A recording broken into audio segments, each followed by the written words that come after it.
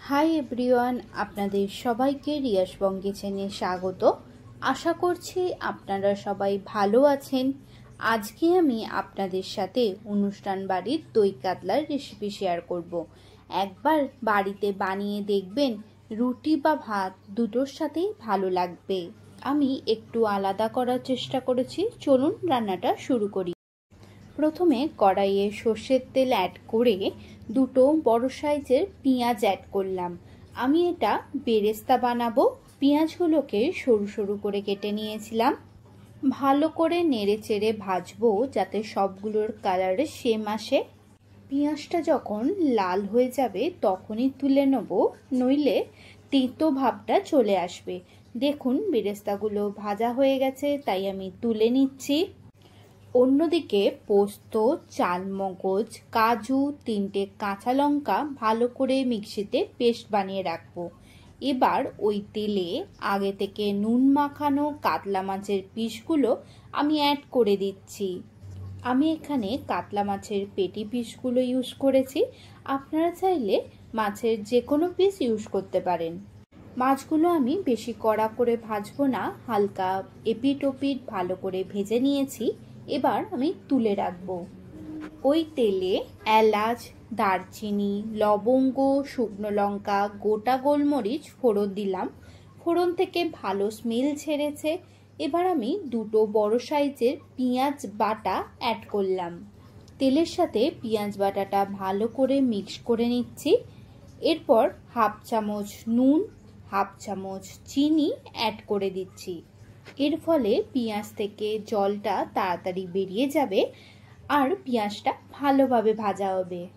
ভালো করে ভাজবো যতক্ষণ না পেঁয়াজ থেকে জলটা চলে যায়।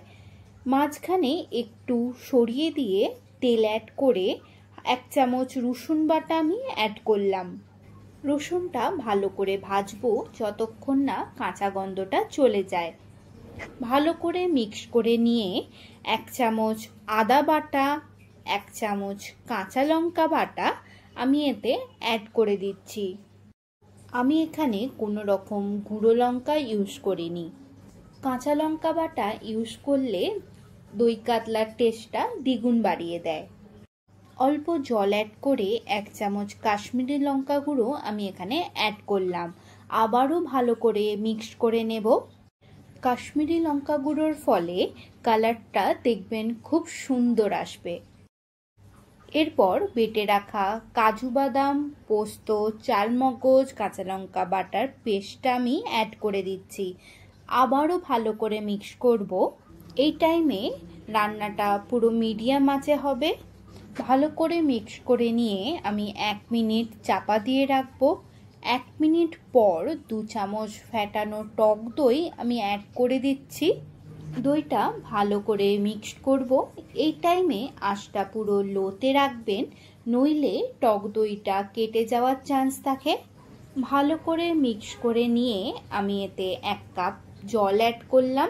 মশলাটা জলের সঙ্গে ভালো করে মিক্স করে নিচ্ছি। একটু ফুটে উঠলে ভেজে রাখা মাছগুলো আমি এক এক করে অ্যাড করে দিচ্ছি। 5 মিনিট মিডিয়াম আঁচে আমি চাপা দিয়ে রাখবো।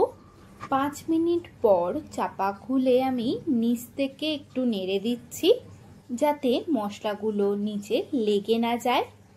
এরপর 1 চা চামচ গরম মশলা আমি অ্যাড করে ভালো করে মিক্স করে নেব। এই শেষে গরম মশলার ফ্লেভারটা খুব ভালো লাগে। উপর থেকে বেরেস্তা ছড়িয়ে দিলেই রেডি দই কাতলা। রুটি বা ভাতের সঙ্গে সার্ভ করুন, দেখবেন বাড়ির সবার খুব ভালো লাগবে। ভিডিওটা ভালো লাগলে লাইক অ্যান্ড শেয়ার করবেন, সাবস্ক্রাইব করতে ভুলবেন না। ধন্যবাদ।